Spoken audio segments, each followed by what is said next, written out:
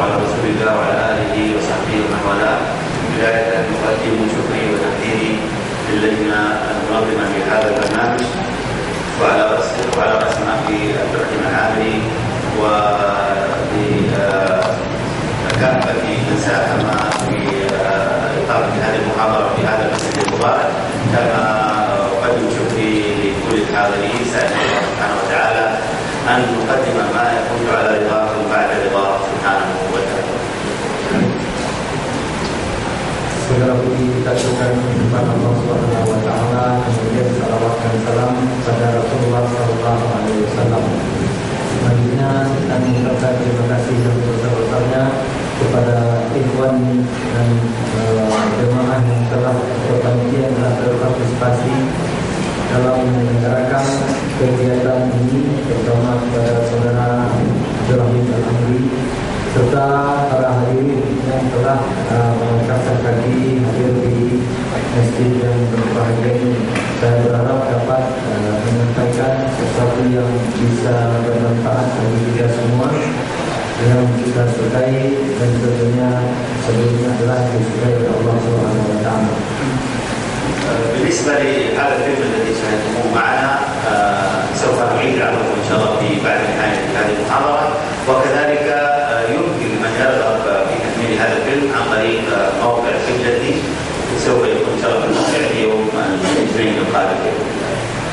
InsyaAllah kita akan mengulang kembali menampilkan video yang baru saja kita saksikan, dan bagi ikhwan yang mau mengkopinya silakan mendownload dari situs qiblatin.com.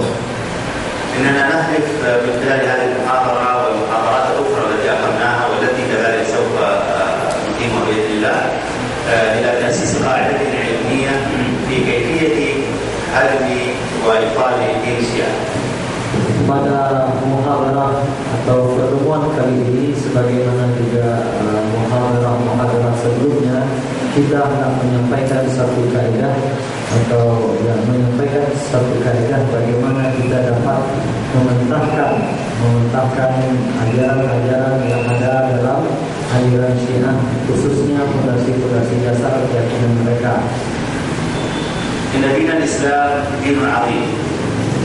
لذلك أنزل الله سبحانه وتعالى أعظم كتبه القرآن الكريم حتى نستنبط منها أصول عقائد ديننا.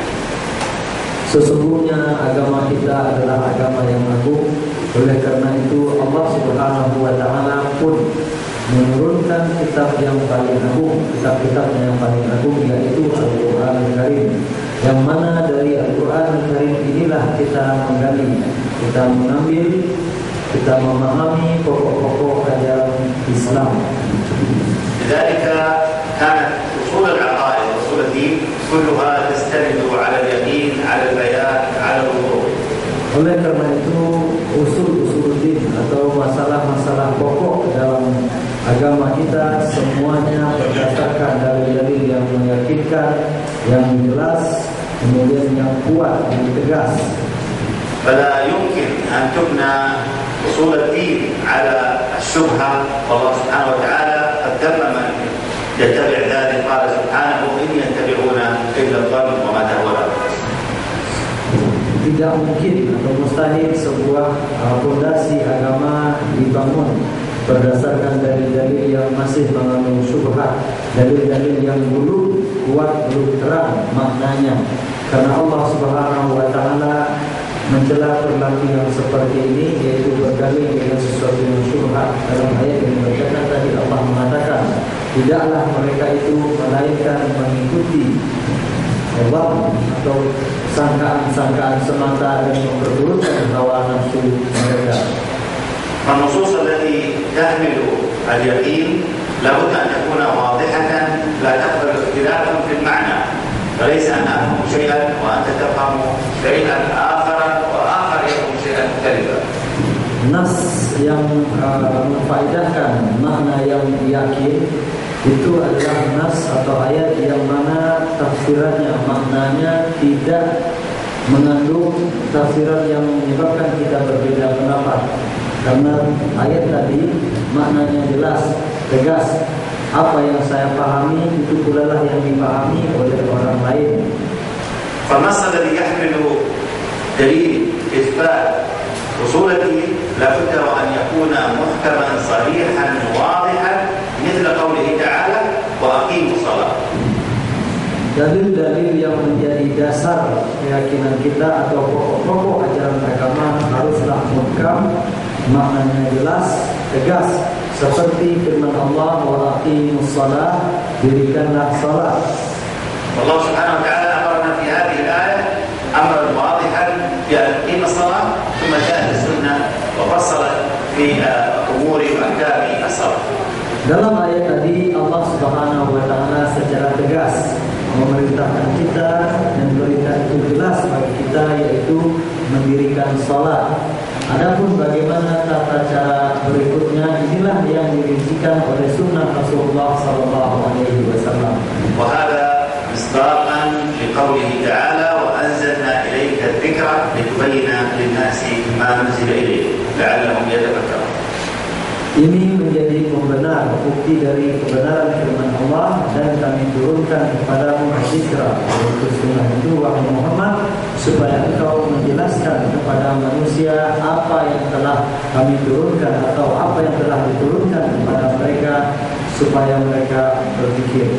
إذن السنة نريد أن نفهم شيئا هاما. إذن السنة عندما فصلت في أمر الصلاة في هذا الأصل العظيم، هذا الأصل كان له أساس في القرآن الكريم. Jadi kita pahami bahwa sunnah ketika menjelaskan masalah-masalah salat, ini perintah dasarnya, perintah pokoknya ada dalam Al-Quran. وكذلك السنة عندما فصلت في كل أركان وأصول ديننا، عندما فصلت فيها ففي الحقيقة أن هذه الأصول لها أساس في القرآن الكريم. إذا نفهم من ذلك أن السنة لم تفصل في ركن أو أصل من أصول ديننا ليس له وجود في القرآن الكريم. Demikian juga dengan rukun-rukun Islam yang lain maupun ajaran-ajaran pokok agama kita. Semua yang dijabarkan oleh as-sunnah, yaitu sunnah Rasulullah SAW, perintah pokoknya, perintah dasarnya ada dalam Al-Quran. Oleh karena itu kita pahami, tak mungkin sunnah itu berbicara panjang lebar, sementara intinya, pokoknya, dan utamanya tidak ada dalam Al-Quran. إن الله سبحانه وتعالى وضح أن القرآن الكريم ينقسم إلى قسمين، قسم يحتمل وجوها متعددة مختلفة يؤدي فهمها إلى معان مختلفة، ويسمى هذا القسم بالمتشابه. Allah Subhanahu wa taala pun menjelaskan dalam Al-Quran bahwa karakter ayat-ayat Al-Quran bisa kita kelompokkan menjadi dua. Yang pertama adalah ayat-ayat yang mana penafsirannya atau mengandung penafsiran yang berbeda-beda, bisa menyebabkan atau berpotensi untuk menyebabkan perbedaan pendapat karena tafsirannya bisa beragam. Nah, dalam satu sisi ini dapat disebut dengan ayat mutasyabihat. والقسم الآخر هو الذي لا يحتمل إلا معنى واحدا وهو الذي يسمى بالمحكم. Kemudian ada ayat-ayat yang lain. Artinya kelompok kedua adalah ayat-ayat yang mana maknanya jelas sehingga tidak menimbulkan perbedaan dalam penafsirannya. Maknanya hanya satu, semua orang akan memahaminya dengan cara yang sama. فالله سبحانه وتعالى بنص كلامه بنص القرآن الكريم نهى أن يقيم عباده دينهم على الآيات المتشابهات التي تحتمل معاني مختلفة. Dan Allah dalam Al-Quran sendiri melarang kita untuk membangun sendi-sendi agama kita atau ajaran-ajaran agama kita dengan ayat-ayat yang masih mengandung mutasyabihat tersebut. بل أمرنا الله سبحانه وتعالى أن نبني أصول ديننا على المحكمات الواضحات الصريحات أي النصوص القاطعة. Sebaliknya Allah memerintahkan kita untuk menjadikan dalil-dalil yang sharih, yang muhkam, yang jelas, yang tegas sebagai dalil untuk ajaran-ajaran pokok dalam agama kita.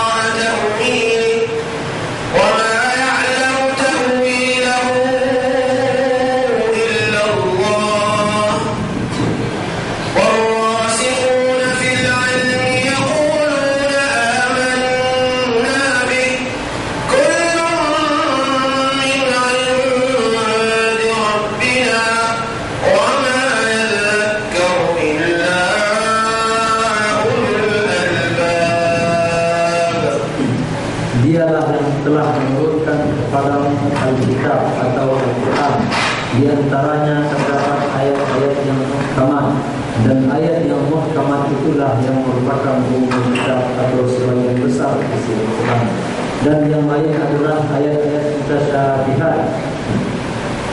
Adapun orang-orang yang di dalam hatinya terdapat penyimpangan, mereka mengikuti, mereka mencari-cari ayat-ayat yang mutasyabihat itu supaya mereka dapat menimbulkan fitnah atau kegaduhan di tengah umat, dan mencoba atau berusaha mentakwilkan ayat-ayat tadi sesuai dengan kehendak mereka.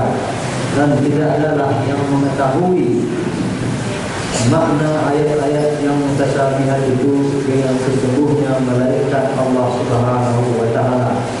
Adapun orang-orang yang dalam ilmunya mereka berkata, kami beriman dengan Alkitab ini secara keseluruhan, dan semuanya karena seluruh Al-Quran ini berasal dari Tuhan kami, dan tidak ada yang berpikir seperti ini, tidak ada yang mengingat hal ini kecuali orang-orang yang beradab.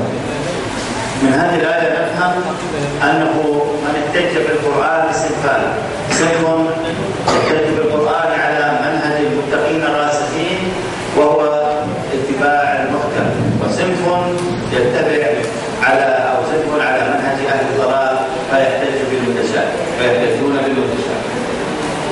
Di antara pemahaman yang dapat kita ambil dari ayat ini adalah bahwa orang yang berdalil dengan Al-Quran itu pun tergolong menjadi dua.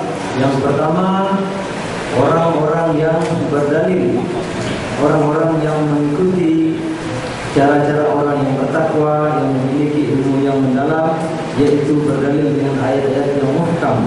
Kemudian yang kedua adalah orang-orang yang mencari-cari ayat-ayat mutasyabihat untuk dijadikan landasan beragama bagi mereka, dan mereka adalah orang-orang yang menyimpang. وكذلك نفهم من هذه الآية أن من يتبع المتشابه هو الذي يبتغي الفتنة كما أخبر الله سبحانه وتعالى.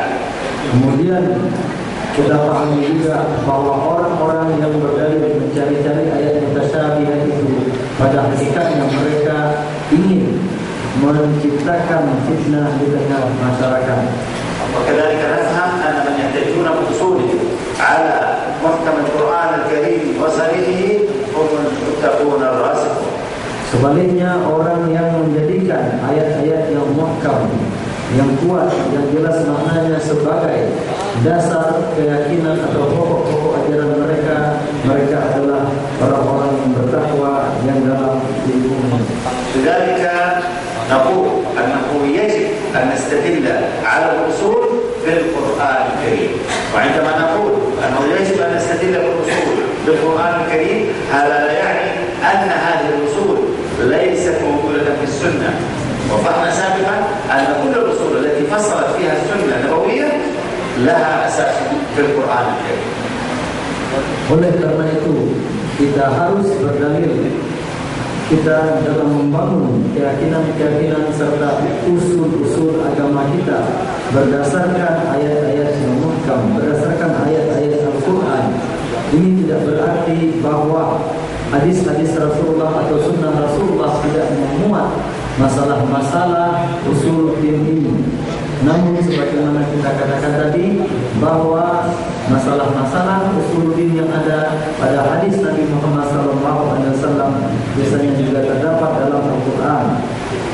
ولأن كل الطوائف والفرق الضالة استحدثت لها سنة جديدة واختلقت السنة وزورت السنة، فلذلك نحن الفصل بيننا وبينهم أن يكون مصدر هذا الأصل هو القرآن الكريم، لأنه لا يمكن أن تتوسع السنة النبوية، لا يمكن أن تتوسع في أصل ليس له وجود في القرآن الكريم.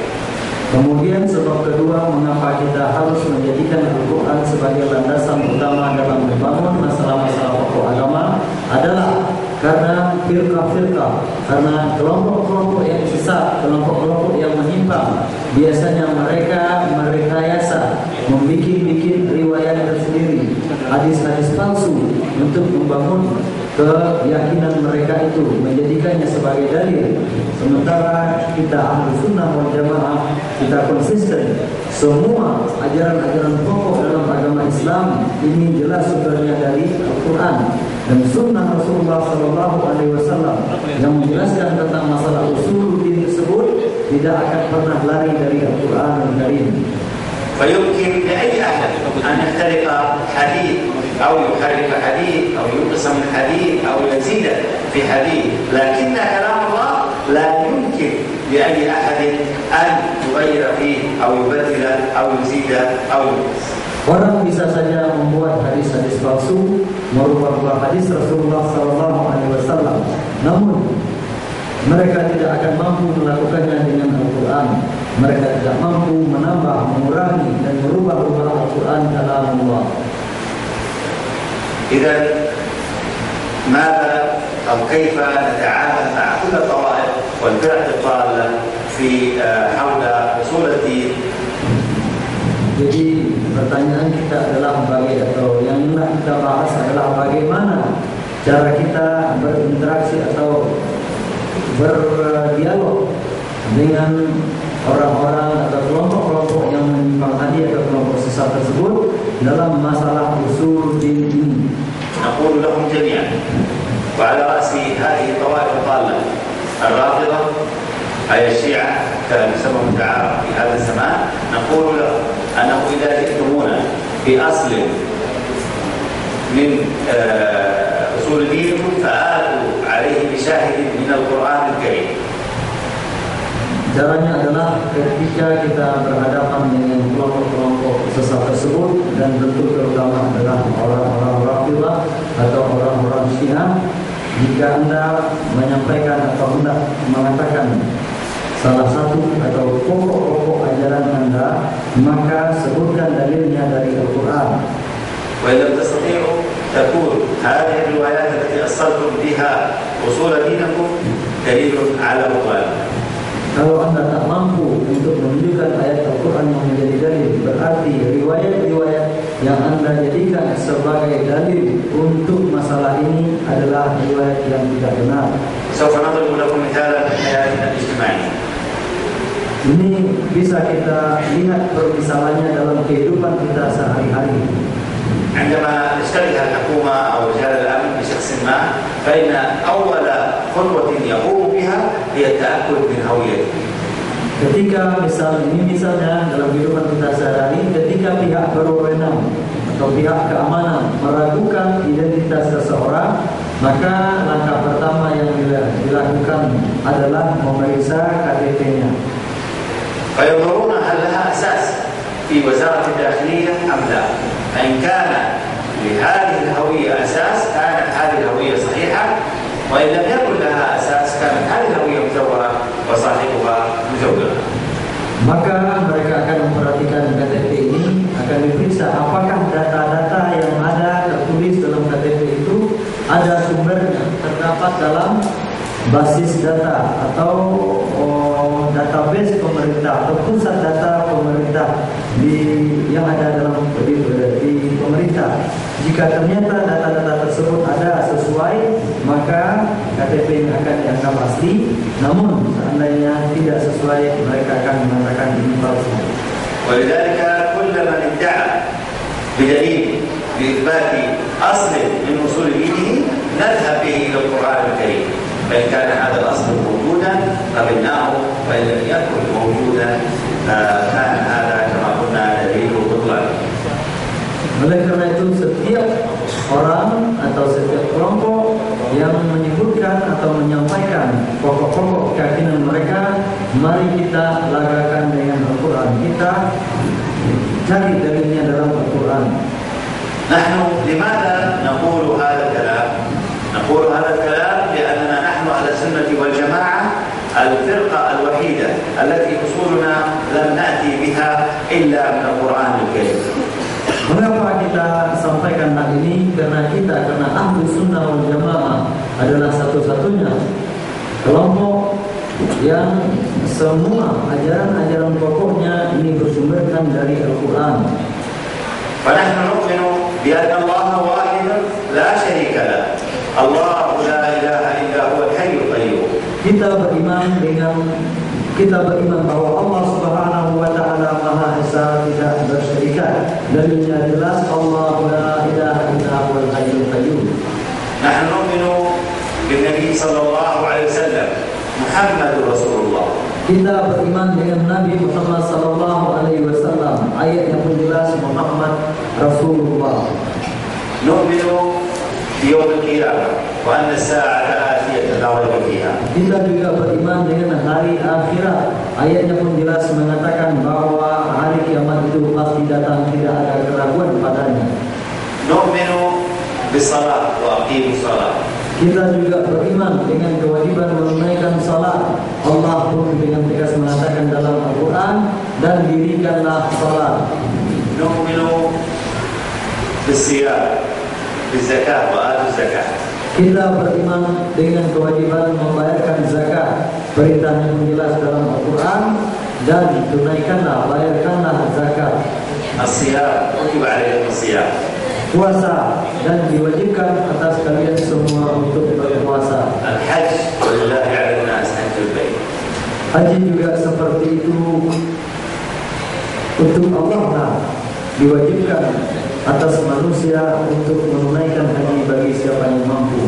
القتل حرام ولا تقتلوا النفس التي حرم الله. Membunuh